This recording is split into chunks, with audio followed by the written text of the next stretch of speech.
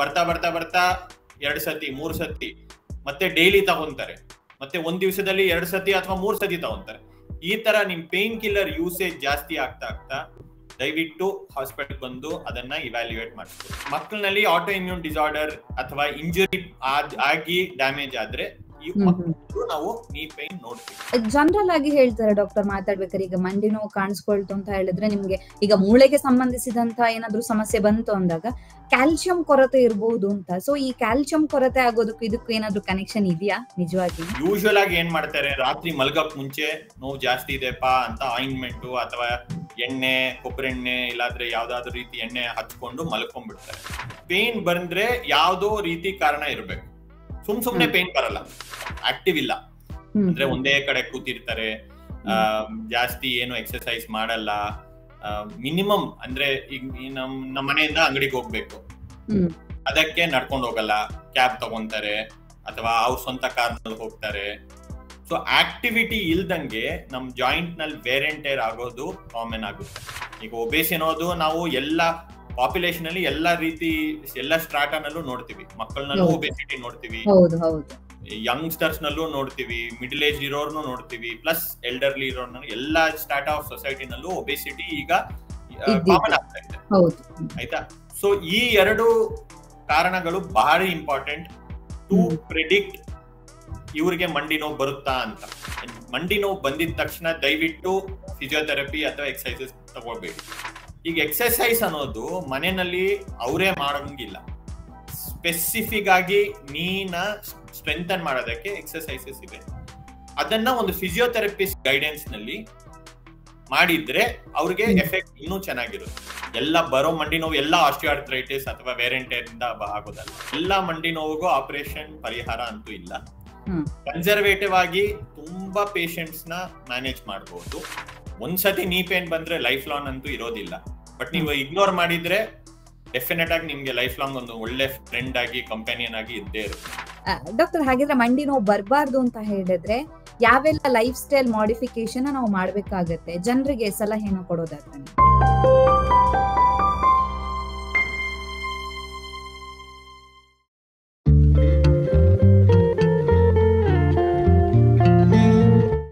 ನೀವು ನೋಡ್ತಾ ಇದ್ದೀರಾ ವಿಜಯ ಕರ್ನಾಟಕ. ನಾನು ರಕ್ಷಾ ಕೋಟ್ಯಾನ್. ಮಂಡಿ ನೋವು ಅಂದ ತಕ್ಷಣ ನಾವು ಕಾಮನ್ ಆಗಿ ಅನ್ಕೊಳ್ಳುವಂಥದ್ದು ವಯಸ್ಸಾದವರಲ್ಲಿ ಇದು ಹೆಚ್ಚಾಗಿ ಕಾಣಿಸ್ಕೊಳ್ಳುತ್ತೆ ಅಂತ. ಆದ್ರೆ ಈಗ ಮಂಡಿ ನೋವು ಬರೋದಕ್ಕೆ ಅಥವಾ ಈ ನೀ ಪೇನ್ ಬರೋದಕ್ಕೆ ವಯಸ್ಸಾಗ್ಬೇಕು ಅಂತ ಏನೂ ಇಲ್ಲ. ಯಾಕಂದ್ರೆ ಇವಾಗ ವಯಸ್ಸು ಆಗದೆ ಇರೋರಲ್ಲೂ ಕೂಡ ಅಂದ್ರೆ ಯಂಗ್ಸ್ಟರ್ಸ್ ನಲ್ಲೂ ಕೂಡ ಈ ಮಂಡಿ ನೋವು ಹೆಚ್ಚಾಗಿ ಕಾಣಿಸ್ಕೊಳ್ಳುತ್ತೆ. ಹಾಗಿದ್ರೆ ಈ ಮಂಡಿ ನೋವು ಯಾವ ಕಾರಣಕ್ಕೋಸ್ಕರ ಬರುತ್ತೆ, ಇದಕ್ಕೆ ಟ್ರೀಟ್ಮೆಂಟ್ ಯಾವ ರೀತಿಯಾಗಿ ಇರುತ್ತೆ, ಯಾವೆಲ್ಲ ಮುನ್ನೆಚ್ಚರಿಕಾ ಕ್ರಮವನ್ನ ವಹಿಸ್ಕೊಳ್ಬಹುದು ಅನ್ನೋದ್ರ ಬಗ್ಗೆ ಹೆಚ್ಚಿನ ಮಾಹಿತಿಯನ್ನ ತಿಳಿಸ್ಕೊಡೋದಕ್ಕೆ ಇವತ್ತು ನಮ್ ಜೊತೆ ಜಾಯ್ನ್ ಆಗಿದ್ದಾರೆ doctor Sadashivan S Iyer, consultant pain management, Manipal hospitals, old airport road, Bangalore. Doctor, ಕಾರ್ಯಕ್ರಮಕ್ಕೆ ಸ್ವಾಗತ. ಡಾಕ್ಟರ್, ಯೂಶಲಿ ಮಂಡಿ ನೋವು ಅಂದ ತಕ್ಷಣ ನಾವು ಅನ್ಕೋತೀವಿ ಅದು ಏಜ್ ಆದವರಲ್ಲಿ ಬರುವಂತದ್ದು, ಅಂದ್ರೆ ವಯಸ್ಸಾಗ್ತಾ ಆಗ್ತಾ ಕಾಮನ್ ಆಗಿ ಬರುವಂತಹ ಒಂದು ಹೆಲ್ತ್ ಇಶ್ಯೂಸ್ ಅಲ್ಲಿ ಮಂಡಿ ನೋವು ಕೂಡ ಒಂದು ಅಂತ. ಸೊ ಈ ಮಂಡಿ ನೋವು ಯಾವ ವಯಸ್ಸಿನವರಲ್ಲಿ ಹೆಚ್ಚಾಗಿ ಕಾಣಿಸ್ಕೊಳ್ಳುತ್ತೆ? ಮಂಡಿ ನೋವು ಅನ್ನೋದು ಟ್ರೆಡಿಷನಲಿ ಡಿಸ್ಕ್ರೈಬ್ ಮಾಡಿದ್ದು as it's part of ageing ಅಂತ ಇಟ್ ವಾಸ್ ಡಿಸ್ಕ್ರೈಬ್. ಇದಕ್ಕೆ ಸ್ಪೆಸಿಫಿಕ್ ಏಜ್ ಗ್ರೂಪ್ ಅಂತ ಏನೂ ಇಲ್ಲ. ಬಟ್ ಯೂಶುವಲಿ ನಾವು ಕಾಣೋದು ಬಿಟ್ವೀನ್ 55 ಟು ಆನ್ವರ್ಡ್ಸ್, ಅಂದ್ರೆ 55 ವರ್ಷ ಆದ್ಮೇಲೆ ಇರೋರಿಗೆ ಬರೋದು ಮೋರ್ ಕಾಮನ್. ಅದಕ್ ಮುಂಚೆ ದಿ ನೀ condition generally does not version. But ಇದು ಒಂದು ರೂಲ್ ಅಲ್ಲ, ಇದಕ್ಕೆ ಎಕ್ಸೆಪ್ಷನ್ಸ್ ಇದೆ.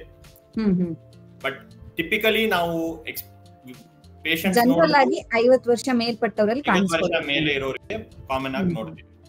ಓಕೆ ಡಾಕ್ಟರ್, ಈಗ ಮಂಡಿ ನೋವು ಬಂದಾಗ ನಾವು ಯಾವ ಒಂದು ತಪ್ಪನ್ನ ಮಾಡ್ಲೇಬಾರ್ದು? ಈಗ ಯೂಶಲಿ ಜ್ವರ ಬಂದಾಗ ಇಂಥದ್ದೇ ಪ್ರಿಕಾಷನ್ಸ್ ನ ತಗೋಬೇಕು ಅಂತ ಇರುತ್ತೆ. ಸೊ ಮಂಡಿ ನೋವು ಕಾಣಿಸ್ಕೊಂಡಾಗ ಇಂಥದ್ದೊಂದು ತಪ್ಪನ್ನ ಮಾಡಬೇಡಿ ಅಂತ ಹೇಳಿದ್ರೆ ಯಾವುದು? ಮಂಡಿ ನೋವು ಬಂದಾಗ ಅದನ್ನ ಇಗ್ನೋರ್ ಮಾಡಬೇಡಿ, ಸಾಕು. ನೀವು ದಯವಿಟ್ಟು ನಿಮ್ಗೆ ಮಂಡಿ ನೋವು ಅಥವಾ ನಡೆಯಕ್ ಕಷ್ಟ ಬಂದ್ರೆ ದಯವಿಟ್ಟು ಅದನ್ನ ನಿಮ್ ಪ್ರೈಮರಿ ಹೆಲ್ತ್ ಕೇರ್ ಡಾಕ್ಟರ್ ಯಾರಾದ್ರೂ ಇರ್ಬೋದು ಅವ್ರಿಗೆ ತೋರಿಸಿ. ಬಿಕಾಸ್ ಇದು ಬಿಟ್ರೆ ಅದು ಇನ್ನೂ ಪ್ರೋಗ್ರೆಸ್ ಆಗುತ್ತೆ. ಪ್ರೋಗ್ರೆಸ್ ಆದ್ರೆ ಟ್ರೀಟ್ಮೆಂಟ್ ಇನ್ನು ಸ್ವಲ್ಪ ಕಾಂಪ್ಲಿಕೇಟೆಡ್ ಆಗ್ತಾ ಹೋಗುತ್ತೆ. ಓಕೆ, ಸೊ ಬೇಸಿಕಲಿ ಅದನ್ನ ಇಗ್ನೋರ್ ಮಾಡಬಾರದು ಅಂತ ದಯವಿಟ್ಟು. ಈಗ ಸಿಂಪ್ಟಮ್ಸ್ ಯಾವ ರೀತಿಯಾಗಿ ಕಾಣಿಸ್ಕೊಳ್ಳುತ್ತೆ ಡಾಕ್ಟರ್? ಈಗ ಇನಿಷಿಯಲಿ ಸ್ಟಾರ್ಟ್ ಆಗುವಂತ ಟೈಮ್ ಅಲ್ಲಿ ಈಗ ಏಜ್ ಆದವರಲ್ಲೇ ಕಾಣಿಸ್ಕೊಳ್ಳುತ್ತೆ ಅಂದ್ರೂ ಸಡನ್ ಆಗಿನೇ ಮಂಡಿ ನೋವು ಕಾಣಿಸ್ಕೊಳ್ಳುತ್ತೆ, ಅದಕ್ಕಿಂತ ಮುಂಚೆ ಏನಾದ್ರು ಸಿಂಪ್ಟಮ್ಸ್ ಬೇರೆ ಏನಾದ್ರು ಇರುತ್ತಾ? ಸೊ ಎರಡ್ ರೀತಿ ಇರ್ಬೋದು. ಒಂದು ಸಡನ್ ಆಗಿ ಅಂದ್ರೆ ಆಕ್ಟಿವ್ ಆಗಿ ಇರ್ತಾರೆ, ಸಡನ್ ಆಗಿ ಏನೋ ಒಂದು ಅನ್ಅಕಸ್ಟಮ್ಡ್ ಕೆಲಸ ಅಂದ್ರೆ ಈ ಯಾವತ್ತೂ ಕೆಲಸ ಮಾಡಿದಿರೋ ಎಕ್ಸ್ಟ್ರಾ ಕೆಲಸ ಏನಾದ್ರು ಮಾಡಿ ಆಮೇಲೆ ಮಂಡಿ ನೋವು ಕಾಣಿಸ್ಕೋಬಹುದು. ಇಲ್ಲ ಅಂದ್ರೆ ಗ್ರಾಜುವಲ್ ಆಗಿ ನೋವು ಜಾಸ್ತಿ ಆಗ್ತಾ ಇರ್ಬೋದು. ಇಲ್ಲ ಅಂದ್ರೆ ಮುಂಚೆ ಆರಾಮಾಗಿ ಮಾಡೋ ಆಕ್ಟಿವಿಟೀಸ್ ಎಲ್ಲ ಈಗ ಸ್ವಲ್ಪ ಕಷ್ಟ ಅನ್ಸ್ಬೋದು. ಫಾರ್ ಎಕ್ಸಾಂಪಲ್ ಮೆಟ್ಲು ಹತ್ತೋದು ಆರಾಮಾಗಿ ಮಾಡ್ಬೋದಾಯ್ತು ಒಂದ್ ಟೈಮ್ ನಲ್ಲಿ, ಈಗ ಅದಕ್ಕೆ ಕಷ್ಟ ಪಡ್ತಾರೆ ಜನ. ಸೊ ಈ ತರಾನು ಇರ್ಬೋದು. ನೋವು ಬಿಟ್ಟು ಇನ್ನೊಂದು ಕಾಮನ್ ಸಿಂಪ್ಟಮ್ ಅಂತ ನಮ್ ಬರೋದು ಸ್ಟಿಫ್ನೆಸ್ ಅಂತ ಬರ್ತಾರೆ. ಸ್ಟಿಫ್ನೆಸ್ ಅಂದ್ರೆ ಬೆಳಗ್ಗೆ ಎದ್ದೇಳಿದ ತಕ್ಷಣ ಕಾಲು ಒಂದ್ 20 kg ವೆಯ್ಟ್ ಇದ್ದಂಗಿರುತ್ತೆ ಮಂಡಿ, ಹಿಡ್ಕೊಂಡಂಗ ಆಗುತ್ತೆ. ಮತ್ತೆ ನಡೀತಾ ನಡೀತಾ ನಡೀತಾ ಆ ಸ್ಟಿಫ್ನೆಸ್ ಕಮ್ಮಿ ಆಗುತ್ತೆ. ಸ್ಟಿಫ್ನೆಸ್ ಅದು ಇನ್ನೊಂದು ಸಿಂಪ್ಟಮ್. ಮೂರನೇದು ನಡೀತಾ ಇರ್ತಾರೆ ಮತ್ತೆ ಸಡನ್ ಆಗಿ ಕಾಲ್ ಲಾಕ್ ಆಗ್ದಂಗಿರುತ್ತೆ. ಸೊ ಅದು ಒಂಥರ ಸಿಂಪ್ಟಮ್. ಲಾಕ್ ಆದ್ರೆ ಯೂಶುವಲಿ ಅದನ್ನ ಬೇಗ ಅಟೆಂಡ್ ಮಾಡ್ಬೇಕಾಗುತ್ತೆ, ಲಾಕ್ ಆಗ್ತಾ ಇದೆ ಅಂತ ಬಿಡಬಾರ್ದು. ನಾಲ್ಕನೇದು ಸಡನ್ ಗಿವ್ ಅವೇ ಅಂತೀವಿ. ಅಂದ್ರೆ ನಡೀತಾರೆ ಸಡನ್ ಆಗಿ ಕಾಲು ಜಾರುತ್ತೆ, ಗಿವ್ ಅವೇ ಸೆನ್ಸೇಷನ್ ತರ ಅದೊಂದು ಬರುತ್ತೆ. ಜಾರೋದು ಗಿವ್ ಅವೇ ಸೆನ್ಸೇಷನ್ ಏನೋದು ಮೆಟ್ಲು ಹತ್ತದಾಗಲ್ಲ, ವೈಲ್ ಕಮಿಂಗ್ ಡೌನ್ ಮೇಳಗೆ ಇಳಿಬೇಕಾಗಿದ್ರೆ ಇದು ಬರೋದು ಮೋರ್ ಕಾಮನರ್ ದನ್ ಮೆಟ್ಲು ಹತ್ತದಾಗ. ಈ ತರ ಸಿಂಪ್ಟಮ್ಸ್ ನಾವು ಕಾಮನ್ ಆಗಿ ನೋಡ್ತೀವಿ. ಡಾಕ್ಟರ್, ಈಗ ನೀವು ಹೇಳಿದ್ರೆ ಬೆಳಗ್ಗೆ ಎದ್ದ ತಕ್ಷಣ ಕಾಲ್ ಹಿಡ್ಕೊಂಡಂಗ ಆಗತ್ತೆ, ಭಾರ ಆಗುತ್ತೆ ಅಂತ. ಇನ್ ಕೆಲವರಿಗೆ ಈ ನೀ ಪೇನ್ ಅನ್ನೋದು ರಾತ್ರಿ ಟೈಮ್ ಅಲ್ಲಿ ಏನಾದ್ರು ಹೆಚ್ಚಾಗತ್ತಾ? ಅಂದ್ರೆ ಮಲ್ಗೋ ಹೊತ್ತಿಗೆ ಜಾಸ್ತಿ ಆಗತ್ತೆ, ಆತರ ಏನಾದ್ರು ಇರುತ್ತಾ? ಇದು ನೀ ಪ್ರಾಬ್ಲಮ್ ಅಡ್ವಾನ್ಸ್ ಆಗ್ತಾ ಆಗ್ತಾ ಆಗ್ತಾ ನಿಮ್ದು ಸಿಂಪ್ಟಮೆಟಾಲಜಿ ಆರ್ ಡ್ಯೂರೇಷನ್ ಅಂದ್ರೆ ಯೂಶುವಲ್ ಬೆಳಗ್ಗೆ ಇರೋದು ಅಥವಾ ನಡಿದ್ರೆ ಜಾಸ್ತಿ ಇರೋದು ಈ ತರ ಇರುತ್ತೆ. ಬಟ್ ಅದು ಆಗ್ತಾ ಆಗ್ತಾಗ ಸುಮ್ನೆ ರೆಸ್ಟ್ ನಲ್ಲಿ ಇದ್ದಾಗ್ಲೂ ನೋವಿರ್ಬೋದು, ಅಥವಾ ರಾತ್ರಿ ಮಲಗಿದಾಗ್ಲೂ ನೋವಿರ್ಬೋದು, ಅವ್ರ ನಿದ್ದೆನ ಡಿಸ್ಟರ್ಬ್ ಮಾಡ್ಬೋದು. ಸೊ ಈ ತರ ಪ್ರೋಗ್ರೆಸ್ ಆಗಿದ ತಕ್ಷಣ ಈ ತರ ನೈಟ್ ಸಿಂಪ್ಟಮ್ಸ್ ಅಥವಾ ರಾತ್ರಿ ಪೇನ್ ಜಾಸ್ತಿ ಆಗೋದು ಕಾಮನ್ ಆಗುತ್ತೆ. ಹಾಗಿದ್ರೆ ಅದನ್ನ ನೆಗ್ಲೆಕ್ಟ್ ಮಾಡಿದ್ರ, ನೀವ್ ಆಗ್ಲೇ ಹೇಳ್ದಾಗ ಯಾವ ಒಂದು ತಪ್ಪನ್ನ ಮಾಡಬಾರ್ದು ಅಂದ್ರೆ ಫಸ್ಟ್ ಅದನ್ನ ನೆಗ್ಲೆಕ್ಟ್ ಮಾಡಬಾರ್ದು ಅಂತ. ಸೊ ಆತರ ನಿರ್ಲಕ್ಷ್ಯ ವಹಿಸಿದ್ರೆ ಮುಂದೆ ಅದು ಸಿವಿಯರ್ ಆಗುತ್ತೆ ಅಂತ. ಓಕೆ ಡಾಕ್ಟರ್, ಹಾಗಿದ್ರೆ ಇದು ಯಾವೆಲ್ಲ ಕಾರಣಕ್ಕೋಸ್ಕರ ಬರುತ್ತೆ? ಈಗ ಏಜ್ ಆದವರಲ್ಲಿ ಒಂದು ಏಜ್ ಫ್ಯಾಕ್ಟರ್ ಅಂತ ಹೇಳಿದ್ರಿ, ಈಗ ವಯಸ್ಸಾದವರಲ್ಲೂ ಕಾಣಿಸ್ಕೊಳ್ಳುತ್ತೆ, ಯಂಗ್ಸ್ಟರ್ಸ್ ಅಲ್ಲೂ ಕೆಲವೊಮ್ಮೆ ಕಾಣಿಸ್ಕೊಳ್ಳುತ್ತೆ, ಯಾವೆಲ್ಲ ಕಾರಣಕ್ಕೋಸ್ಕರ ಇದು? ಸೊ ಯೂಶುವಲಿ ವಯಸ್ಸಾಗಿರೋರಿಗೆ ವೇರ್ ಅಂಡ್ ಟೇರ್ ಅಥವಾ ಡಿಜೆನರೇಷನ್ ಅಂತೀವಿ ನಾವು. ಸೊ ಅದರಿಂದ ಬರೋದು ಕಾಮನ್. ಯಂಗ್ ಪೇಷಂಟ್ಸ್ ನಲ್ಲಿ ನಾವು ನೋಡೋದು ಯೂಶುವಲಿ ಒಂದು ಇಂಜುರಿ ಅಥವಾ ಸ್ಪೋರ್ಟ್ಸ್ ಪ್ಲೇಯರ್ಸ್ ಅವರು ಏನಾದ್ರು ಸ್ಪೋರ್ಟಿಂಗ್ ಆಕ್ಟಿವಿಟೀಸ್ ಮಾಡಿದಾಗ ಇಂಜುರಿ ಆಗಿರುತ್ತೆ. ಯಂಗ್ಸ್ಟರ್ಸ್ ನಲ್ಲಿ ಡಿಜೆನರೇಷನ್ ಆಗೋದು ಪ್ರೈಮರಿಲಿ ಆಗಲ್ಲ. ಅಂದ್ರೆ we don't expect young patients to have wear and tear. Wear and tear ಆಗೋದು over a period of time natural ಆಗಿ ನಮ್ಮ ಬಾಡಿದು ರೆಸ್ಪಾನ್ಸ್ ವೇರ್ ಅಂಡ್ ಟೇರ್ ಆಗೋದು. ಯಂಗ್ ಪೇಷಂಟ್ಸ್ ನಲ್ಲಿ ಏನಾದ್ರೂ ಇಂಜುರಿ ಆಗಿ ಅದರಿಂದ ವೇರ್ ಅಂಡ್ ಟೇರ್ ಆಗಿರ್ಬೋದು, ಅಥವಾ ಇಂಜುರಿದಿಂದಾನೇ ಪೇನ್ ಬರ್ಬೋದು. ಆಯ್ತಾ, ಇವೆರಡು ಕಾಮನ್. ಇದಿಲ್ಲದೆ ಮೂರನೇದು group of patients auto immune disorders ಅಂತೀವಿ. For example rheumatoid arthritis, ankylosing spondylitis, psoriasis, psoriatic arthritis. ಈ category of patients middle age ದವರು ಇರ್ತಾರೆ, ಅಂದ್ರೆ ಎನಿವೇರ್ ಬಿಟ್ವೀನ್ 35 to 45, 50 ಇರ್ತಾರೆ. ನಲ್ಲಿ we also see patients having knee pain. So ಈ autoimmune disease ಇರೋರು ಮಧ್ಯ ಏಜ್ ಗ್ರೂಪ್ ನಲ್ಲೂ ಬರ್ತಾರೆ. ಇದಲ್ದಂಗೆ autoimmune disease ಮಕ್ಕಳದಲ್ಲೂ ಬರ್ಬೋದು. ಹಾಗಾದ್ರೆ ಮಕ್ಕಳಲ್ಲೂ ಮಂಡಿ ನೋವು ಕಾಣಿಸ್ಕೋಬಹುದು. ಮಕ್ಕಳಲ್ಲಿ autoimmune disorder ಅಥವಾ ಇಂಜುರಿ ಆಗಿ ಡ್ಯಾಮೇಜ್ ಆದ್ರೆ ಈ ಮಕ್ಕಳಲ್ಲೂ ನಾವು knee pain ನೋಡ್ತೀವಿ. But 90% of the time knee pain ಅನ್ನೋದು ನಾವು we see it in elderly patients. ಅಂದ್ರೆ ಏನು ಇಂಜುರಿ ಇಲ್ದಂಗೆ ನ್ಯಾಚುರಲ್ ಆಗಿ ಬರೋದು elderly age group patients. So ಹೆಚ್ಚಾಗಿ ಕಾಣಿಸ್ಕೊಳ್ಳೋ ಅಂತದ್ದು ಸ್ವಲ್ಪ ವಯಸ್ಸಾದವರಲ್ಲಿ ಅಂತ. ಜನರಲ್ ಆಗಿ ಹೇಳ್ತಾರೆ ಡಾಕ್ಟರ್ ಮಾತಾಡ್ಬೇಕಾದ್ರೆ, ಈಗ ಮಂಡಿ ನೋವು ಕಾಣಿಸ್ಕೊಳ್ತು ಅಂತ ಹೇಳಿದ್ರೆ ನಿಮ್ಗೆ ಈಗ ಮೂಳೆಗೆ ಸಂಬಂಧಿಸಿದಂತ ಏನಾದ್ರೂ ಸಮಸ್ಯೆ ಬಂತು ಅಂದಾಗ ಕ್ಯಾಲ್ಸಿಯಂ ಕೊರತೆ ಇರಬಹುದು ಅಂತ. ಸೊ ಈ ಕ್ಯಾಲ್ಸಿಯಂ ಕೊರತೆ ಆಗೋದಕ್ಕೂ ಇದಕ್ಕೂ ಏನಾದ್ರೂ ಕನೆಕ್ಷನ್ ಇದೆಯಾ ನಿಜವಾಗಿನು? ಸೊ ಕ್ಯಾಲ್ಸಿಯಂ ಕೊರೆ ಆಗೋದು ನಾರ್ಮಲಿ ನಾವು ಲೇಡೀಸ್ ನಲ್ಲಿ ನೋಡ್ತೀವಿ. ಅವ್ರಿಗೆ ಮೆನೋಪಾಸ್ ಅಂತ ಒಂದು ಕಂಡೀಷನ್ ಬಂದಿದ ತಕ್ಷಣ ಬಾಡಿನಲ್ಲಿ ಈಸ್ಟ್ರೋಜನ್ ಮತ್ತೆ ಪ್ರೊಜೆಸ್ಟ್ರಾನ್ ಹಾರ್ಮೋನ್ ಲೆವೆಲ್ಗಳು ಬಾರಿ ಕಮ್ಮಿ ಆಗುತ್ತೆ. ಇದು ಕಮ್ಮಿ ಆದಾಗ ಬಾಡಿನಲ್ಲಿ ಕ್ಯಾಲ್ಸಿಯಂ ಲೆವೆಲ್ಸ್ ಸ್ವಲ್ಪ ಡೌನ್ ಆಗುತ್ತೆ. ಈ ಕ್ಯಾಲ್ಸಿಯಂ ಲೆವೆಲ್ಸ್ ನ ಮೇಂಟೈನ್ ಮಾಡೋದಕ್ಕೆ ಸೋರ್ಸ್ ಆಫ್ ಕ್ಯಾಲ್ಸಿಯಂ ನಮ್ಮ ಬಾಡಿನಲ್ಲಿ ಇರೋದು ಬೋನ್ಸ್. ಸೊ ಬೋನ್ ಇಂದ ಕ್ಯಾಲ್ಸಿಯಂ ನಿಧಾನವಾಗಿ ಕಮ್ಮಿ ಆಗ್ತಾ ಇರುತ್ತೆ. ಸೊ ಆ ತರ ಆದಾಗ ಬೋನ್ಸ್ ಸ್ವಲ್ಪ ವೀಕ್ ಆಗೋದಕ್ಕೆ ಚಾನ್ಸ್ ಇದೆ, ಬ್ರಿಟಲ್ ಆಗೋದಕ್ಕೆ ಚಾನ್ಸ್ ಇದೆ. ಆ ಸಿಚುವೇಶನ್ ನಲ್ಲಿ ಬೋನ್ಸ್ ವೀಕ್ ಆದಾಗ ಜಾಯಿಂಟ್ ಅನ್ನೋದು ಎರಡು ಬೋನ್ ಮಧ್ಯೆ ಇರೋದು ಒಂದು ಅಟ್ಯಾಚ್ಮೆಂಟ್ ತರ. ಅದು ಬೋನ್ಸ್ ವೀಕ್ ಆಗ್ತಾ ಆಗ್ತಾ ಆಗ್ತಾ ಜಾಯಿಂಟ್ಸ್ ಅಫೆಕ್ಟ್ ಆಗುತ್ತೆ. ಈಗ ಮಹಿಳೆಯರಲ್ಲಿ ಓಕೆ ನೀವು ಹೇಳ್ದಂಗೆ ಮೆನೋಪಾಸ್ ಇರಬಹುದು ಅಂತ, ಪುರುಷರಲ್ಲಿ ಹಾಗಾದ್ರೆ? ಪುರುಷನಲ್ಲಿ ಕ್ಯಾಲ್ಸಿಯಂ ಡೆಫಿಷಿಯನ್ಸಿಯಿಂದ ನೋವು ಬರೋದು ಕಮ್ಮಿ, ರೇರ್. ಅಂದ್ರೆ ಕ್ಯಾಲ್ಸಿಯಂ ಡೆಫಿಷಿಯನ್ಸಿಯಿಂದ ಜಾಯಿಂಟ್ ಅಫೆಕ್ಟ್ ಆಗಲ್ಲ. ಅವ್ರಿಗೆ ನ್ಯಾಚುರಲ್ ವೇರ್ ಅಂಡ್ ಟೇರ್ ಇಂದ ಆಗಿರಬಹುದು. ಪುರುಷರದಲ್ಲಿ ನಾವು ಕ್ಯಾಲ್ಸಿಯಂ ಡೆಫಿಷಿಯನ್ಸಿ ಅಂತ ನೋಡೋದು ಕಮ್ಮಿ. ಅವ್ರಿಗೆ ಕ್ಯಾಲ್ಸಿಯಂ ಡೆಫಿಷಿಯನ್ಸಿಗೆ ಬೇರೆ ಯಾವ್ದಾದ್ರೂ ಕಾರಣ ಇದ್ರೆ ಅದರಿಂದ ಬರ್ಬೋದು. ಬಟ್ ಪ್ರೈಮರಿಲಿ ಆಸ್ಟಿಯೋಪೋರೋಸಿಸ್ ಅಂತ ಪುರುಷರಲ್ಲಿ ಇನ್ಸಿಡೆನ್ಸ್ ಕಮ್ಮಿನೇ ಇದೆ.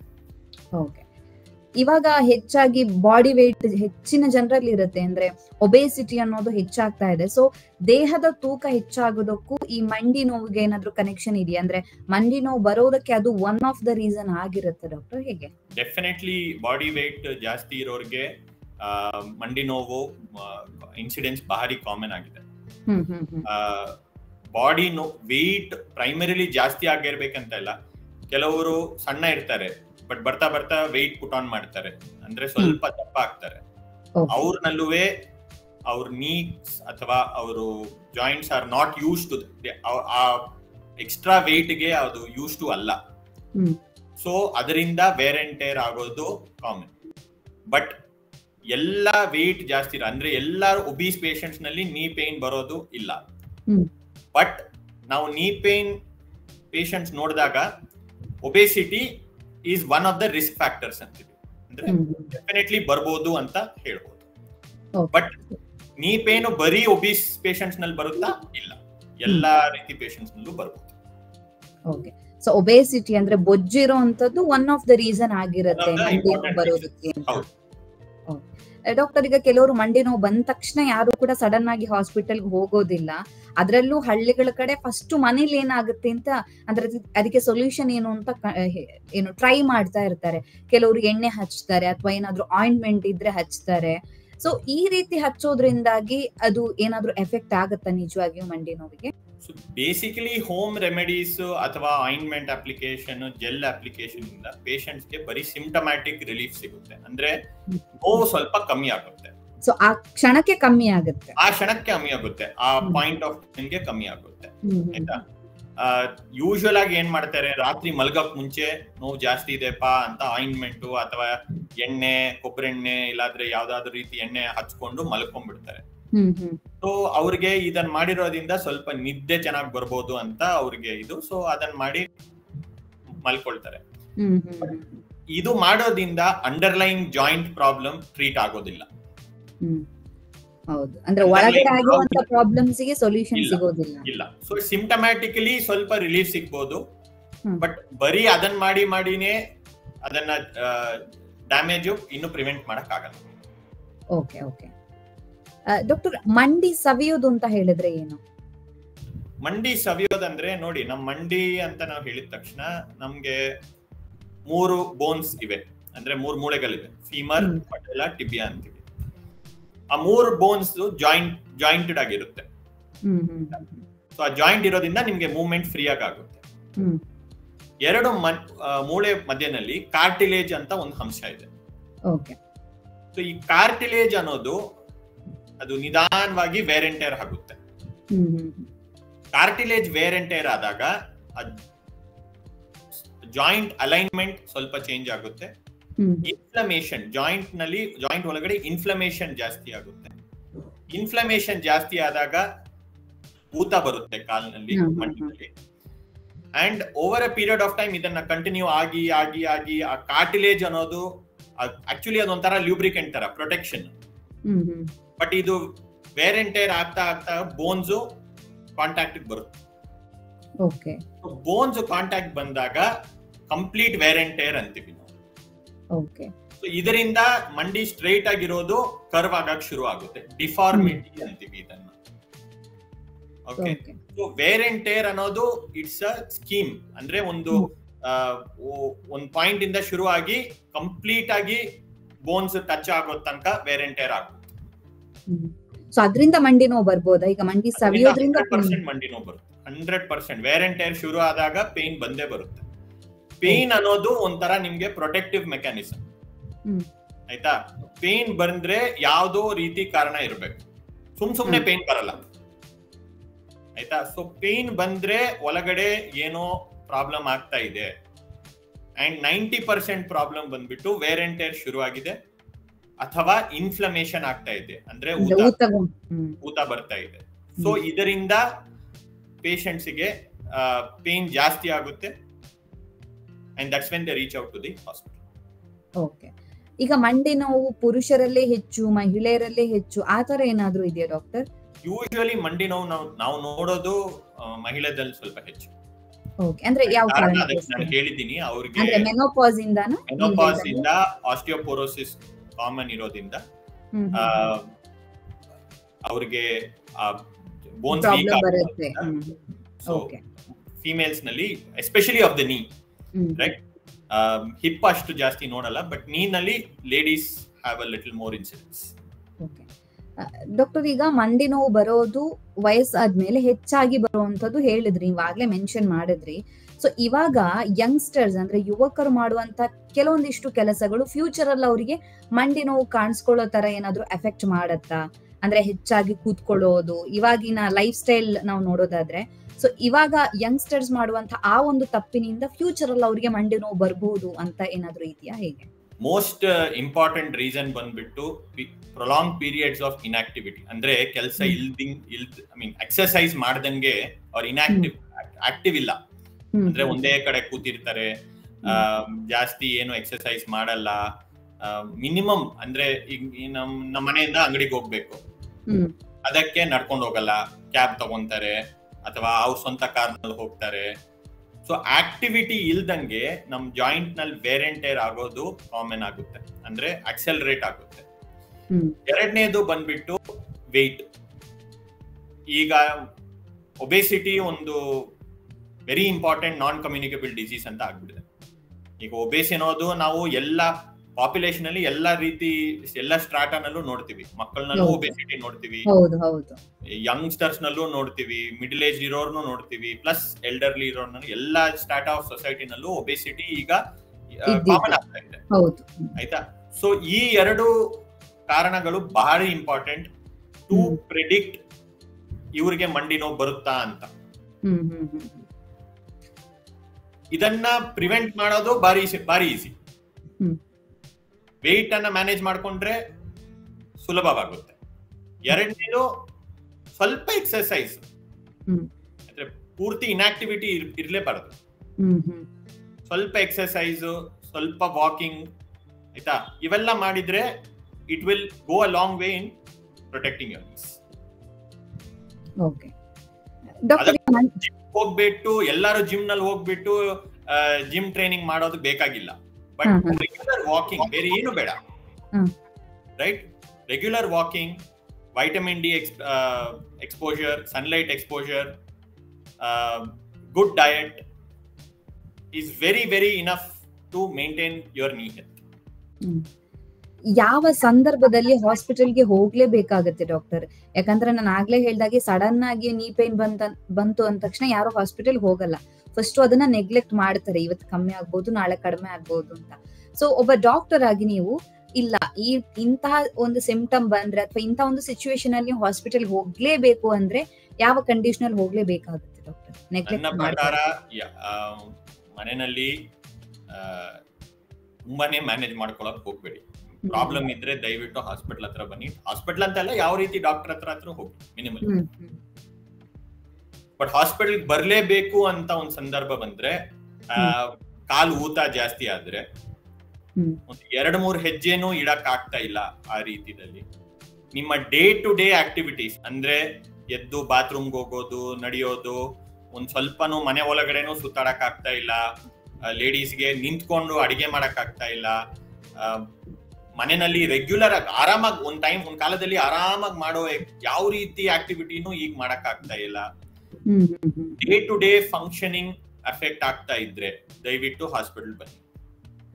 ತುಂಬಾ ಪೇನ್ ಕಿಲ್ಲರ್ಸ್ ತಗೊಂತಾ ಇದ್ರೆ, ನಿಮ್ಗೆ ಈಗ ನೋವು ಕಮ್ಮಿ ಆಗೋದಕ್ಕೆ ಡೈಲಿ ನೀವು ಮುಂಚೆ ವಾರಕ್ಕೆ ಒಂದ್ಸತಿ ತಗೊಂತಾರೆ, ಮತ್ತೆ ಬರ್ತಾ ಬರ್ತಾ ಬರ್ತಾ 2 ಸತಿ 3 ಸತಿ, ಮತ್ತೆ ಡೈಲಿ ತಗೊಂತಾರೆ, ಮತ್ತೆ ಒಂದ್ ದಿವಸದಲ್ಲಿ 2 ಸತಿ ಅಥವಾ 3 ಸತಿ ತಗೊಂತಾರೆ. ಈ ತರ ನಿಮ್ ಪೇನ್ ಕಿಲ್ಲರ್ ಯೂಸೇಜ್ ಜಾಸ್ತಿ ಆಗ್ತಾ ಆಗ್ತಾ ದಯವಿಟ್ಟು ಹಾಸ್ಪಿಟಲ್ ಬಂದು ಅದನ್ನ ಇವ್ಯಾಲ್ಯೂಯೇಟ್ ಮಾಡಿಸ್ಕೊಳ್ಳಿ, ಆಯ್ತಾ? ಅಥವಾ ಕಾಲು ಒಂದ್ ದಿವಸ ಕಾಲು ತುಂಬಾನೇ ಊತ ಆಗ್ಬಿಟ್ಟಿದೆ, ತುಂಬಾನೇ ನೋವು ಆಗ್ತಾ ಇದೆ, ಆ ತರ ಸಿಚುವೇಶನ್ ಅಲ್ಲಿ ನೀವು ಹಾಸ್ಪಿಟಲ್ಗೆ ಬರಲೇಬೇಕಾಗ್ತದೆ. ಹಾಗಿದ್ರೆ ಸರ್, ಈಗ ಮಂಡಿ ನೋವು ಬಂದಂತಹ ಸಂದರ್ಭದಲ್ಲಿ ಅವರು ಎಕ್ಸರ್ಸೈಸ್ ಮಾಡ್ಬೇಕಾ ಅಥವಾ ಬೆಡ್ ರೆಸ್ಟ್ ತಗೋಬೇಕಾಗತ್ತಾ? ಓಕೆ, ಸೊ ಇದನ್ನ 2 ರೀತಿಯಾಗಿ ನೋಡ್ಬೋದು. ಒಂದು ಮಂಡಿ ನೋವನ್ನ ಪ್ರಿವೆಂಟ್ ಮಾಡೋದಕ್ಕೆ, ಇನ್ನೊಂದು ಮಂಡಿ ನೋವು ಬಂದಿದ್ಮೇಲೆ. ಯೂಶುವಲ್ ಆಗಿ ನಾವೇನ್ ಹೇಳ್ತೀವಿ, ಮಂಡಿ ನೋವು ಬಂದಿದ ತಕ್ಷಣ ದಯವಿಟ್ಟು ಫಿಸಿಯೋಥೆರಪಿ ಅಥವಾ ಎಕ್ಸರ್ಸೈಸಸ್ ತಗೋಬೇಡಿ, ಆ ನೋವು ನಿಮ್ಗೆ ಕಮ್ಮಿ ಆಗ್ಬೇಕು. ಸೊ ಅದಕ್ಕೆ ಯೂಶುವಲಿ ನಾವು ರೆಸ್ಟ್ ಹೇಳ್ತೀವಿ, ಐಸ್ ಅಪ್ಲಿಕೇಶನ್ ಹೇಳ್ತೀವಿ, ಅಥವಾ ಪೇನ್ ಕಿಲ್ಲರ್ಸ್ ಅಂತೂ ಕೊಡ್ತೀವಿ ಸ್ವಲ್ಪ ಪೀರಿಯಡ್ ಆಫ್ ಟೈಮ್ಗೆ, ಆ ನೋವು ಸ್ವಲ್ಪ ಕಂಟ್ರೋಲ್ ಬರೋ ತನಕ. ನೋವು ಕಂಟ್ರೋಲ್ ಬಂದಿದ್ಮೇಲೆ 100% ಅವ್ರಿಗೆ ಎಕ್ಸರ್ಸೈಸು ಬೇಕೇ ಬೇಕಾಗುತ್ತೆ. ಈಗ ಎಕ್ಸರ್ಸೈಸ್ ಅನ್ನೋದು ಮನೆಯಲ್ಲಿ ಅವರೇ ಮಾಡೋಂಗಿಲ್ಲ, ಸ್ಪೆಸಿಫಿಕ್ ಆಗಿ ನೀನ ಸ್ಟ್ರೆಂಥನ್ ಮಾಡೋದಕ್ಕೆ ಎಕ್ಸರ್ಸೈಸಸ್ ಇವೆ. ಅದನ್ನ ಒಂದು ಫಿಸಿಯೋಥೆರಪಿಸ್ಟ್ ಗೈಡೆನ್ಸ್ ನಲ್ಲಿ ಮಾಡಿದ್ರೆ ಅವ್ರಿಗೆ ಎಫೆಕ್ಟ್ ಇನ್ನೂ ಚೆನ್ನಾಗಿರುತ್ತೆ. ಇನ್ನೊಬ್ರು ಏನ್ ಮಾಡ್ತಾರೆ, ಕೆಲವರು ಏನ್ ಮಾಡ್ತಾರೆ, 1 ವಾರಕ್ಕೆ ಹೋಗ್ತಾರೆ ಫಿಸಿಯೋಥೆರಪಿ, 2 ವಾರಕ್ಕೆ ಹೋಗ್ತಾರೆ, ಆಮೇಲೆ ಮರ್ತೋಗ್ಬಿಡ್ತಾರೆ, ಆಮೇಲೆ go back to what you are doing, ಮತ್ತೆ ಸೇಮ್ ಹ್ಯಾಬಿಟ್ಸ್ ಅದನ್ನ ಇನ್ಕಲ್ಕೇಟ್ ಮಾಡ್ಕೊಂಡು ಮತ್ತೆ ನೀ ಪೇನ್ ಜಾಸ್ತಿ ಆಗುತ್ತೆ. ಸೊ ಎಕ್ಸರ್ಸೈಸ್ ಅನ್ನೋದು is very important to prevent onset of knee pain. ಅಂದ್ರೆ ನೀವು ನೋವು ಬರಕ್ ಮುಂಚೆನೆ ಎಕ್ಸರ್ಸೈಸ್ ಮಾಡಿ ಫಿಟ್ ಆಗಿದ್ರೆ ಮಂಡಿ ನೋವು ನಿಮ್ಗೆ 50 ವರ್ಷನಲ್ಲಿ ಬರೋದು 70 ವರ್ಷನಲ್ಲಿ ಬರ್ಬೋದು, ಆಯ್ತಾ? 2ನೇದು, ಬಂದಿದ ತಕ್ಷಣ ಇಮಿಡಿಯೇಟ್ ಆಗಿ ನಾವು ಅಂತೂ ರೆಕಮೆಂಡ್ ಮಾಡಲ್ಲ. ಆ ನೋವು ಕಂಟ್ರೋಲ್ ಆಗಿದ ತಕ್ಷಣ ನಿಮ್ಗೆ ಆ ನೀದು ಸ್ಟ್ರೆಂತ್ ಮೇಂಟೈನ್ ಮಾಡೋದಕ್ಕೆ ಎಕ್ಸರ್ಸೈಸ್ ಭಾರಿ ಇಂಪಾರ್ಟೆಂಟ್.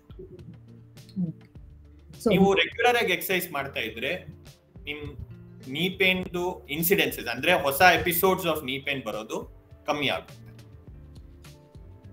ಬಟ್ ಆಕ್ಟಿವ್ ಆಗಿ ಪೇನ್ ಇದ್ದಾಗ ದಯವಿಟ್ಟು ಎಕ್ಸರ್ಸೈಸ್ ಕಿನ್ನ we recommend a period of rest.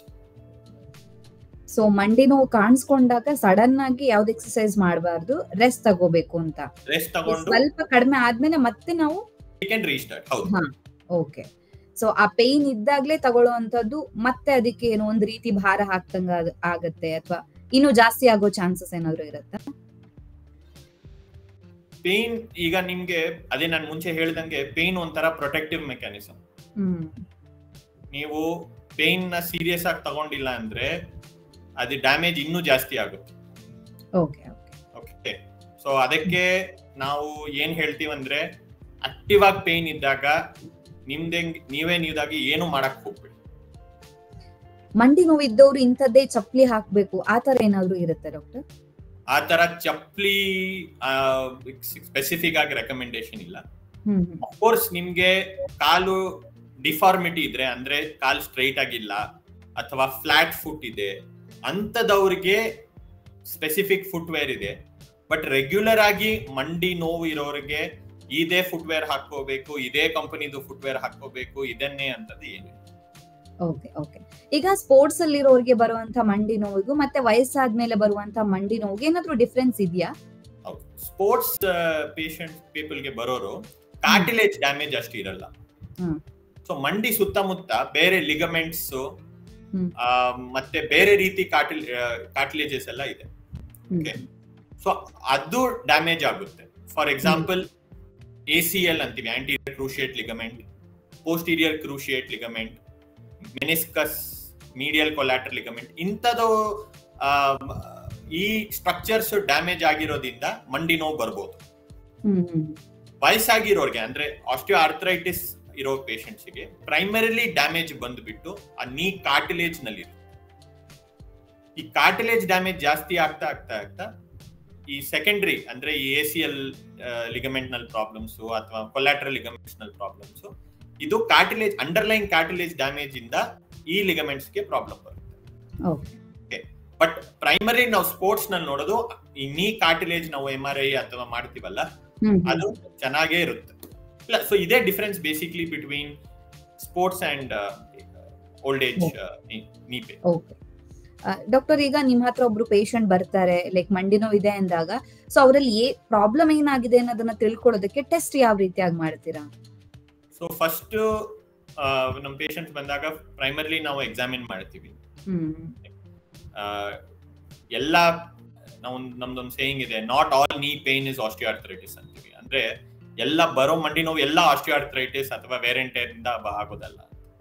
So ಮಾಮೂಲಿ ನಮ್ದು ಎಕ್ಸಾಮಿನೇಷನ್ ನಾವು ಮಾಡ್ತೀವಿ. ಅಂಡ್ ಕ್ಲಾಸಿಕಲಿ ಅದೇ, ಇಟ್ ಆಲ್ಸೋ ಡಿಪೆಂಡ್ಸ್ ಆನ್ ಯಾವ ಏಜ್ ಗ್ರೂಪ್ ಪೇಷಂಟ್ಸ್ ಬರ್ತಾ ಇದ್ದಾರೆ. ಯಂಗ್ ಪೇಷಂಟ್ಸ್ ಅಂದ್ರೆ ಯಂಗರ್ ಜನರೇಷನ್ ನಲ್ಲಿ, ಲೈಕ್ ನಾನು ಮುಂಚೆ ಹೇಳಿರೋ ತರ ಸ್ಪೋರ್ಟ್ಸ್ ರಿಲೇಟೆಡ್ ಇಂಜುರೀಸ್ ಅಂದ್ರೆ ಲಿಗಮೆಂಟ್ ಇಂಜುರೀಸ್ ಮೋರ್ ಕಾಮನ್. ಅಂತದವ್ರಿಗೆ ಎಕ್ಸಾಮಿನೇಷನ್ ವಿತ್ MRI ಅಂತೂ ಬೇಕಾಗುತ್ತೆ. ಈ ವಯಸ್ಸಾಗಿರೋರಿಗೆ MRI ಅಷ್ಟು ಯೂಸ್ಫುಲ್ ಇಲ್ಲ. ಸೊ ಫಸ್ಟ್ ನಾವು ಮಾಡೋದು ಎಕ್ಸ್ರೇ ಮಾಡಿ, ಎಕ್ಸ್ರೇ ನಲ್ಲಿ ನಮ್ಗೆ ಎಷ್ಟು ಡಿಗ್ರಿ ಆಫ್ ಡ್ಯಾಮೇಜ್ ಆಗಿದೆ ಅಂತ ಒಂದು ಐಡಿಯಾ ಬಂದ್ಬಿಡುತ್ತೆ. ಅವ್ರು ಎಕ್ಸ್ರೇ ಅಬ್ಸಲ್ಯೂಟ್ಲಿ ನಾರ್ಮಲ್ ಆಗಿದ್ದಾಗ ಆಮೇಲೆನೆ ನಾವು ಅಲ್ಟ್ರಾಸೌಂಡ್ ಅಥವಾ MRI ಮಾಡ್ತೀವಿ. ಗೋಲ್ಡ್ ಸ್ಟ್ಯಾಂಡರ್ಡ್ ಬಂದ್ಬಿಟ್ಟು ಈ ಲಿಗಮೆಂಟ್ ಇಂಜುರೀಸ್ಗೆಲ್ಲ MRI. ಬಟ್ ವಯಸ್ಸಾಗಿರೋರ್ನಲ್ಲಿ ಸಿಂಪಲ್ ಒಂದು ನೀ ಎಕ್ಸ್ರೇ ಇಂದಾನೆ ನಮ್ಗೆ ಗೊತ್ತಾಗ್ಬಿಡುತ್ತೆ ಎಷ್ಟು ರೀತಿ ಡ್ಯಾಮೇಜ್ ಇದೆ. ಆಮೇಲೆ ಬೇಕಾಗಿದ್ರೆ ಅಲ್ಟ್ರಾಸೌಂಡ್ ಅಥವಾ MRI ಮಾಡಿಸ್ತೀವಿ. ಇದಕ್ಕೆ ಟ್ರೀಟ್ಮೆಂಟ್ ಯಾವ ರೀತಿ ಆಗಿರುತ್ತೆ ಸರ್? ಟ್ರೀಟ್ಮೆಂಟ್ ಅಗೇನ್ ಇದು ಎಲ್ಲರಿಗೂ ಒಂದೇ ಟ್ರೀಟ್ಮೆಂಟ್ ಅಂತ ಪ್ರಿಸ್ಕ್ರೈಬ್ ಮಾಡಕ್ ಆಗಲ್ಲ. ಅಂದ್ರೆ ಕಂಡೀಷನ್ ಮೇಲೆ ಡಿಪೆಂಡ್ ಆಗಿರುತ್ತೆ. ಕಂಡೀಷನ್ ಮೇಲೆ ಡಿಪೆಂಡ್, ಏಜ್ ಮೇಲೆ ಡಿಪೆಂಡೆಂಟ್. ಈಗ 25 ವರ್ಷ ಪೇಷಂಟ್ ಬರ್ತಾರೆ ನಮ್ಗೆ ಮಂಡಿ ನೋವು ಅಂತ, ಅವ್ರಿಗೆ ನಾವು ನೀ ರಿಪ್ಲೇಸ್ಮೆಂಟ್ ಸಜೆಸ್ಟ್ ಮಾಡಲ್ಲ. ಓಕೆ, ಸೊ ಅದು ಪ್ರೈಮರಿಲಿ ಯಾವ ರೀತಿ ಕಾರಣ ಇದೆ, ಸ್ಪೋರ್ಟ್ಸ್ ಇಂಜುರಿಯಿಂದ ಏನಾದ್ರೂ ಆಗಿದ್ಯಾ ಅಥವಾ ಆಟೋ ಇಮ್ಯೂನ್ ಡಿಸೀಸಸ್ ಅದರಿಂದ ಏನಾದ್ರೂ ಮಂಡಿ ನೋವು ಏನಾದ್ರೂ ಬಂದಿದ್ಯಾ ಅಥವಾ ಮಾಮೂಲಿ ವೇರ್ ಅಂಡ್ ಟೇರ್ ಆಗಿರೋದ್ರಿಂದ ಬಂದಿದ್ಯಾ ಅಂತ ನಾವು ಕಾಮನ್ ಆಗಿ ಹೇಳೋದು. ನೋವಿದ್ದಾಗ ರೆಸ್ಟ್, ಅನಾಲ್ಜೆಸಿಕ್ಸ್ ಅಂದ್ರೆ ಪೇನ್ ಕಿಲ್ಲರ್ಸ್, ನೋವು ಸಬ್ಸೈಡ್ ಆದ್ಮೇಲೆ physiotherapy, body weight management, and generally healthy exercise as well as eating habits. Okay. ಇದರ್ ಬಿಟ್ಟು ಸ್ಪೆಸಿಫಿಕ್ ಆಗಿ ನಾವು ಸಪೋಸ್ ವಯಸ್ಸಾಗಿರೋರು ಬಂದಿದ್ದಾರೆ, ಅವ್ರದ್ದು ಡ್ಯಾಮೇಜ್ ಎಷ್ಟು ರೀತಿ ಆಗಿದೆ ಅಂದ್ರೆ ಕನ್ಸರ್ವೇಟಿವ್ ಆಗಿ ಮ್ಯಾನೇಜ್ ಮಾಡಬಹುದಾ ಅಥವಾ ಇದು ಸರ್ಜಿಕಲ್ ರಿಪ್ಲೇಸ್ಮೆಂಟ್ ಬೇಕಾಗುತ್ತಾ ಅಂತ ಡಿಸಿಷನ್ ತಗೊಂಡು ವಿ ರೆಕಮೆಂಡ್ ದಟ್ ಥೆರಪಿ. ಹಾಗಿದ್ರೆ ಎಲ್ಲಾ ಮಂಡಿ ನೋವಿಗೂ ಕೂಡ ಆಪರೇಷನ್ ಒಂದೇ ಪರಿಹಾರ ಅಲ್ಲ? ಇಲ್ಲ, ಎಲ್ಲಾ ಮಂಡಿ ನೋವಿಗೂ ಆಪರೇಷನ್ ಪರಿಹಾರ ಅಂತೂ ಇಲ್ಲ. ಕನ್ಸರ್ವೇಟಿವ್ ಆಗಿ ತುಂಬಾ ಪೇಷಂಟ್ಸ್ ನ ಮ್ಯಾನೇಜ್ ಮಾಡಬಹುದು. ಫಾರ್ ಎಕ್ಸಾಂಪಲ್ ನಾನು ಹೇಳಿದ್ದು weight management, dietary care, underline problem ಏನೋದು ಅದನ್ನ ಸಾಲ್ವ್ ಮಾಡೋದು, ಇದರಿಂದಾನೇ ಸುಮಾರು ಜನಕ್ಕೆ ಪೇನ್ ಕಮ್ಮಿ ಆಗುತ್ತೆ. ಇದನ್ನ ಬಿಟ್ಟು ನಾನು ಮುಂಚೆ ಹೇಳಿದಂಗೆ ಎಕ್ಸ್ರೇ ನೋಡಿ ಅದನ್ನು ಆಸ್ಟಿಯೋ ಆರ್ಥರೈಟಿಸ್ ಅಂದಾಗ 4 ಗ್ರೇಡ್ಸ್ ಇದೆ. ಗ್ರೇಡ್ 1, ಗ್ರೇಡ್ 2, ಗ್ರೇಡ್ 3, ಗ್ರೇಡ್ 4 ಅಂತೀವಿ ನಾವು. ಸೊ ಗ್ರೇಡ್ 1 and 2 ನ ಕನ್ಸರ್ವೇಟಿವ್ ಮ್ಯಾನೇಜ್ಮೆಂಟ್ ನಲ್ಲಿ ತುಂಬಾ ಇಂಪ್ರೂವ್ಮೆಂಟ್ ಬರ್ಬೋದು. ಅವರಿಗೆ ಸರ್ಜರಿ ಅಂತೂ ಯಾರು ಮೋಸ್ಟ್ ಡಾಕ್ಟರ್ಸ್ ಯಾರು ರೆಕಮೆಂಡ್ ಮಾಡಲ್ಲ. ಸೊ ಕನ್ಸರ್ವೇಟಿವ್ ಮ್ಯಾನೇಜ್ಮೆಂಟ್ ನಲ್ಲಿ ಯೂಶುವಲ್ ಆಗಿ ಅಂದ್ರೆ ಸರ್ಜರಿ ಇಲ್ದಂಗೆ ನಾವು ಮ್ಯಾನೇಜ್ ಮಾಡೋದು ಹೇಗಂದ್ರೆ ಈ ಕನ್ಸರ್ವೇಟಿವ್ ಟ್ರಯಲ್ ಅಂದ್ರೆ ಈ exercise, weight management, dietary changes, painkillers ಎಲ್ಲ ತಗೊಂಡ್ರು ಆದ್ಮೇಲೇನು ಪೇನ್ ಇದ್ರೆ ನೀ ಜಾಯಿಂಟ್ ಒಳಗಡೆ ಹಾಕೋ ನಾರ್ಮಲ್ ಆಗಿ ಪ್ರೊಡ್ಯೂಸ್ ಆಗೋ ಜೆಲ್ ಒಂದು ಇದೆ. ಸೊ ಆ ಜೆಲ್ ಕಮರ್ಷಿಯಲಿನೂ ಸಿಗುತ್ತೆ. ಸೊ ಆ ಜೆಲ್ ಇಂಜೆಕ್ಟ್ ಮಾಡಬಹುದು to maintain the lubrication of the knee joint. ಇದನ್ ಬಿಟ್ಟು 2 ಟ್ರೀಟ್ಮೆಂಟ್ ಕಾಮನ್ ಆಗಿ ಮಾಡ್ತೀವಿ.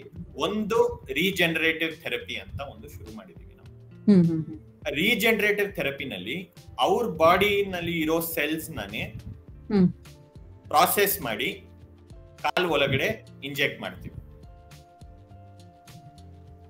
ಈ ರೀತಿ ಸೆಲ್ಸ್ ಬ್ಲಡ್ ನಲ್ಲಿ ಇದೆ, ಬೋನ್ ಒಳಗಡೆನೂ ಈ ರೀತಿ ಸೆಲ್ಸ್ ಇದೆ, ಬೋನ್ ಮ್ಯಾರೋನ್ ಅಂತ ಹೇಳ್ತೀವಿ. ಸೊ ಅದನ್ನ ತಗೊಂಡು ಪ್ರಾಸೆಸ್ ಮಾಡಿ ಇಂಜೆಕ್ಟ್ ಮಾಡಿ. ಸೊ ಇದರಿಂದ ಏನಾಗುತ್ತೆ, ಬಾಡಿನಲ್ಲಿರೋ ಸೆಲ್ಸ್ ಇಂದಾನೆ ಈ ಇನ್ಫ್ಲಮೇಷನ್ ಕಡಿಮೆ ಆಗುತ್ತೆ, ಸ್ವಲ್ಪ ಡ್ಯಾಮೇಜ್ ಆಗಿರೋದು ಹೀಲ್ ಆಗುತ್ತೆ, ರಿಪೇರ್ ಆಗುತ್ತೆ. ಇದರಿಂದ ಅವ್ರಿಗೆ ನೋವು ಕಮ್ಮಿ ಆಗುತ್ತೆ. ನೋವು ಕಮ್ಮಿ ಆಗಿದ ತಕ್ಷಣ ವಿ ರೆಕಮೆಂಡ್ ಅವ್ರು ಆಕ್ಟಿವ್ ಆಗಿ ಎಕ್ಸರ್ಸೈಸ್ ಮಾಡಿ, ವೆಯ್ಟ್ ಮ್ಯಾನೇಜ್ ಮಾಡಿ, ಆ ನೀನ ಇನ್ನೂ ಸ್ವಲ್ಪ ವರ್ಷಗಳು ಮೇಂಟೈನ್ ಮಾಡ್ದಂಗೆ ರೆಕಮೆಂಡ್ ಮಾಡ್ತೀವಿ. ಹಾಗಿದ್ರೆ ಈಗ ಒಂದ್ಸತಿ ನೀ ಪೇನ್ ಬಂತು ಅಂತ ಹೇಳಿದ್ರೆ ಅದು ಲೈಫ್ ಲಾಂಗ್ ಇರುತ್ತೆ ಅಂತನ, ಅಥವಾ ಅದನ್ನ ಕಡಿಮೆ ಮಾಡೋದಕ್ಕೆ ಸಾಧ್ಯ ಆಗುತ್ತೆ ಅಂತನ? ಒಂದ್ಸತಿ ನೀ ಪೇನ್ ಬಂದ್ರೆ ಲೈಫ್ ಲಾಂಗ್ ಅಂತೂ ಇರೋದಿಲ್ಲ. ಬಟ್ ನೀವು ಇಗ್ನೋರ್ ಮಾಡಿದ್ರೆ ಡೆಫಿನೆಟ್ ಆಗಿ ನಿಮ್ಗೆ ಲೈಫ್ ಲಾಂಗ್ ಒಂದು ಒಳ್ಳೆ ಫ್ರೆಂಡ್ ಆಗಿ, ಕಂಪ್ಯಾನಿಯನ್ ಆಗಿ ಇದ್ದೇ ಇರುತ್ತೆ. ಸೊ ಇಗ್ನೋರ್ ಮಾಡಬಾರ್ದು ಬೇಸಿಕಲಿ. ಅದೇ ಡೆಫಿನೆಟ್ಲಿ ಇಗ್ನೋರ್ ಮಾಡಬೇಡಿ. ಸೊ ಟ್ರೀಟ್ಮೆಂಟ್ ಅಲ್ಲಿ ಅದಕ್ಕೆ ಪರ್ಮನೆಂಟ್ ಸೊಲ್ಯೂಷನ್ ಇದೆ ಹಾಗಾದ್ರೆ? ಪರ್ಮನೆಂಟ್ ಸೊಲ್ಯೂಷನ್ ಅನ್ನೋದು ಅದೇ ನಾನು ಹೇಳ್ದಂಗೆ it is very patient dependent. ಅಲ್ಲ, ಈಗ ಒಂದ್ಸತಿ ಟ್ರೀಟ್ಮೆಂಟ್ ಆಯ್ತು, ಈಗ ಪ್ರಾಪರ್ ಟೈಮಿಗೆ ಬಂದ್ರು, ಅವರು ಡಯಾಗ್ನೋಸಿಸ್ ಆಯ್ತು, ಟ್ರೀಟ್ಮೆಂಟ್ ಆಯ್ತು, ಕ್ಯೂರ್ ಆಯ್ತು ಅಂದ್ರೆ ಮತ್ತೆ ಅದೇ ಪೇಷಂಟ್ ಗೆ ಮಂಡಿ ನೋವು ಬರ್ಬಹುದಾ? ಬರ್ಬೋದು. ಇಫ್ ಅವರು ಮುಂಚೆ ಡಿಸಿಪ್ಲಿನ್ಡ್ ಲೈಫ್ ಸ್ಟೈಲ್ ಇಲ್ದಂಗೆ ಮತ್ತೆ ಮುಂಚೆ ಹೇಗಿದ್ರು ಎಕ್ಸರ್ಸೈಸ್ ಏನು ಮಾಡ್ತಾ ಇಲ್ಲ ಆ ತರ ಇರೋ ಪರಿಸ್ಥಿತಿಗೆ ಹೋದ್ರೆ ಗ್ಯಾರಂಟಿ ಬಂದೇ ಬರುತ್ತೆ. ಓಕೆ, ಸೊ ಕೇರ್ಲೆಸ್ ಮಾಡಿದ್ರೆ ಬರುತ್ತೆ. ಡೆಫಿನೆಟ್ ಆಗಿ ಕೇರ್ಲೆಸ್ ಆಗಿದ್ರೆ ಗ್ಯಾರಂಟಿ ಆಗಿ ಬರುತ್ತೆ. ಓಕೆ ಡಾಕ್ಟರ್, ಹಾಗಿದ್ರೆ ಮಂಡಿ ನೋವು ಬರಬಾರ್ದು ಅಂತ ಹೇಳಿದ್ರೆ ಯಾವೆಲ್ಲ ಲೈಫ್ ಸ್ಟೈಲ್ ಮಾಡಿಫಿಕೇಶನ್ ನಾವು ಮಾಡ್ಬೇಕಾಗತ್ತೆ ಜನರಿಗೆ ಸಲಹೆನ ಕೊಡೋದಾದ್ರೆ ನೀವು? So first and foremost most important is ಸ್ವಲ್ಪ ಡೈಲಿ ಯಾವ ರೀತಿ ಎಕ್ಸರ್ಸೈಸ್ ಆದ್ರೂ ದಯವಿಟ್ಟು ಮಾಡಿ. ಈ ಎಕ್ಸರ್ಸೈಸ್ ನಲ್ಲಿ ಒಳ್ಳೆ ಎಕ್ಸರ್ಸೈಸ್ ಗಳು ಅಂದ್ರೆ ಏರೋಬಿಕ್ ಎಕ್ಸರ್ಸೈಸ್ ಅಂತೀವಿ ನಾವು. ವಾಕಿಂಗ್, ಸೈಕ್ಲಿಂಗ್, ಸ್ವಿಮ್ಮಿಂಗ್ ಅಥವಾ ಇದು ಮಾಡಿದ್ರೇನೆ ಸಾಕು. 30 ಮಿನಿಟ್ಸ್, ಅರ್ಧ ಗಂಟೆ ಮಾಡಿದ್ರು ಸಾಕು ಅವರು. ಎರಡನೇದು ಬಂದ್ಬಿಟ್ಟು ವೆಯ್ಟ್ ಮ್ಯಾನೇಜ್ಮೆಂಟ್. ರೈಟ್, ನಿಮ್ ವೆಯ್ಟ್ ಜಾಸ್ತಿ ಆಗ್ತಾ ಆಗ್ತಾ ಆಗ್ತಾ ನಿಮ್ ಇನ್ಸಿಡೆನ್ಸ್ ಆಫ್ ನೀ ಪೇನ್ ಜಾಸ್ತಿ ಆಗೇ ಆಗುತ್ತೆ. ಬಿಕಾಸ್ ನಾವು ವರ್ಟಿಕಲ್ ಆಗಿರೋರು, ಹಾರಿಜಾಂಟಲ್ ಆಗಿರೋರಲ್ಲ. ಹಾರಿಜಾಂಟಲ್ ಇರೋರಿಗೆ 4 ಕಾಲಿದೆ ಸಪೋರ್ಟ್ ಮಾಡೋದಕ್ಕೆ, ಎರಡೇ ಕಾಲ್ ಇರೋದು. ಅದು ಆ 2 ಕಾಲ್ನಲ್ಲಿ ಮ್ಯಾಕ್ಸಿಮಮ್ ಲೋಡ್ ತಗೊಳ್ಳೋ ಒಂದು ಜಾಯಿಂಟ್ ನಮ್ ನೀ ಜಾಯಿಂಟ್. ಸೊ ಹಾಗಾಗಿನೇ ವೆಯ್ಟ್ ಜಾಸ್ತಿ ಇದ್ದವರಿಗೆ ಮಂಡಿ ನೋವು ಸಮಸ್ಯೆ ಹೆಚ್ಚಾಗಿ ಕಾಣಿಸ್ಕೊಳ್ಳೋದಾ? ವೆಯ್ಟ್ ಜಾಸ್ತಿ ಆಗೋರ್ಗೆ, ವೆರಿ ಒಬೀಸ್ ಪೇಷಂಟ್ಸ್ ಅಂತ ಹೇಳ್ತಾ ಇಲ್ಲ, ಸಡನ್ ಆಗಿ ವೆಯ್ಟ್ ಪುಟ್ ಆನ್ ಮಾಡ್ತಾರೆ ನೋಡಿ, ಅವ್ರಿಗೂ ಬಂದೇ ಬರುತ್ತೆ. ಓಕೆ, ಬಿಕಾಸ್ ಅವ್ರು ಇಷ್ಟು ವರ್ಷ ಅವ್ರ ಕಾಲ್ they are not, that knee is not use to taking that weight. Sudden ಆಗಿ ಲೋಡ್ ಬಂದ್ ಬಿದ್ದಾಗ ಆತರ ಆಗುತ್ತೆ, ಆತರ ಆಗೇ ಆಗುತ್ತೆ. ಮೂರನೇದು ಬಂದ್ಬಿಟ್ಟು physiotherapy. cannot undermine the role of physiotherapy. Exercise and physiotherapy very very important to maintain the natural health of your knee. Okay, so physiotherapy ಅನ್ನೋದು ಒಂದು ಪನಿಷ್ಮೆಂಟ್ ಆಗಿ ತಗೋಬೇಡಿ. ಅದು ನಿಮ್ದೊಂದು ಟ್ರೀಟ್ಮೆಂಟ್, ನಿಮ್ ಒಳ್ಳೇದಕ್ಕೋಸ್ಕರ ರೆಕಮೆಂಡ್ ಮಾಡ್ತಾ ಇದೀವಿ. ಆ ಒಂದು ಉದ್ದೇಶದಿಂದ ಹೇಳ್ತೀವಿ. ಸುಮಾರು ಜನ ಪೇಷಂಟ್ ಬಂದ್, ಸರ್ ನಾನು ಎಷ್ಟು ತಿಂಗಳು ಆಯ್ತು ಸರ್, 3 ತಿಂಗಳು ಮಾಡಿಸಿದೀನಿ ಸರ್ ಫಿಸಿಯೋಥೆರಪಿ, ಏನು ಕಮ್ಮಿ ಆಗ್ತಾ ಇಲ್ಲ. ಸೊ ಫಿಸಿಯೋಥೆರಪಿ ಅನ್ನೋದು ಬರೀ ಮೆಷಿನ್ ಇಂದ ಇಟ್ಕೊಂಡು ಮಾಡೋದಲ್ಲ. ಫಿಸಿಯೋಥೆರಪಿ ಅನ್ನೋದು ಅವ್ರು ಡೆಡಿಕೇಟೆಡ್ ಆಗಿ ಆ ಜಾಯಿಂಟ್ ಅನ್ನ, ಆ ಮಸಲ್ಸ್ ನ ಸ್ಟ್ರೆಂಥನ್ ಮಾಡಕ್ಕೆ ಏನ್ ಎಕ್ಸರ್ಸೈಸ್ ಹೇಳ್ತಾರೋ ಅದನ್ನ ದಯವಿಟ್ಟು ಮಾಡ್ಬೇಕು. ಸರ್, ಕೊನೆಯದಾಗಿ ಏನ್ ಹೇಳಕ್ ಇಷ್ಟಪಡ್ತೀರಾ? ನೀ ಪೇನ್ ನ ದಯವಿಟ್ಟು ಇಗ್ನೋರ್ ಮಾಡ್ಬಿಡಿ. ಮುಂಚೆ ಹೇಳ್ದಂಗೆ ಎಲ್ಲಾ ರೀತಿ ನೀ ಪೇನ್ಗಳು ವಯಸ್ಸಾಗಿರೋರ್ಗೆ ಇಂದ ಇಲ್ಲ. ಎಲ್ಲಾ ರೀತಿ ನೀ ಪೇನು ವೇರ್ ಅಂಡ್ ಟೇರ್ ಇಂದ ಆಗೋದಲ್ಲ. ಒಂದೊಂದು ಪೇಷಂಟ್ಗೆ ಕಾರಣ ಡಿಫರೆಂಟ್ ಆಗಿರುತ್ತೆ.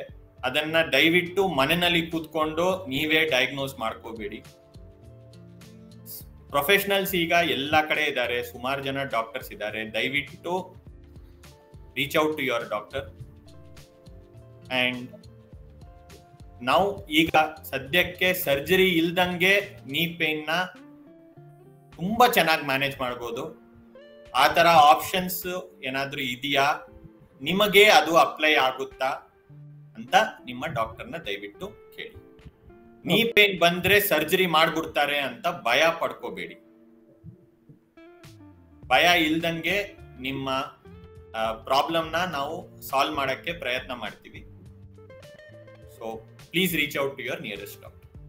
Okay, thank you so much doctor. ನಮ್ಮ ಇವತ್ತಿನ ಕಾರ್ಯಕ್ರಮದಲ್ಲಿ ಮಂಡಿ ನೋವಿಗೆ ಟ್ರೀಟ್ಮೆಂಟ್ ಯಾವ ರೀತಿಯಾಗಿರುತ್ತೆ, ಯಾವ ಕಾರಣಕ್ಕೋಸ್ಕರ ಬರುತ್ತೆ, ನಾವು ಅದನ್ನ ಯಾಕೆ ನೆಗ್ಲೆಕ್ಟ್ ಮಾಡಬಾರ್ದು ಅನ್ನೋದ್ರ ಬಗ್ಗೆ ಹೆಚ್ಚಿನ ಮಾಹಿತಿನ ನಮ್ಗೆ ತಿಳಿಸ್ಕೊಟ್ಟಿದ್ದೀರಾ. Thank you so much. ನಮ್ಮ ಇವತ್ತಿನ ಕಾರ್ಯಕ್ರಮದಲ್ಲಿ ಮಂಡಿ ನೋವಿನ ಬಗ್ಗೆ ಹೆಚ್ಚಿನ ಮಾಹಿತಿಯನ್ನ ಡಾಕ್ಟರ್ ನಮ್ಗೆ ತಿಳಿಸ್ಕೊಟ್ಟಿದ್ದಾರೆ. ಆರೋಗ್ಯಕ್ಕೆ ಸಂಬಂಧಿಸಿದಂತಹ ಹೆಚ್ಚಿನ ವಿಡಿಯೋಗಳನ್ನ ನಮ್ಮ Vijaya Karnataka health YouTube channel ನಲ್ಲಿ ನೀವು ನೋಡಬಹುದು.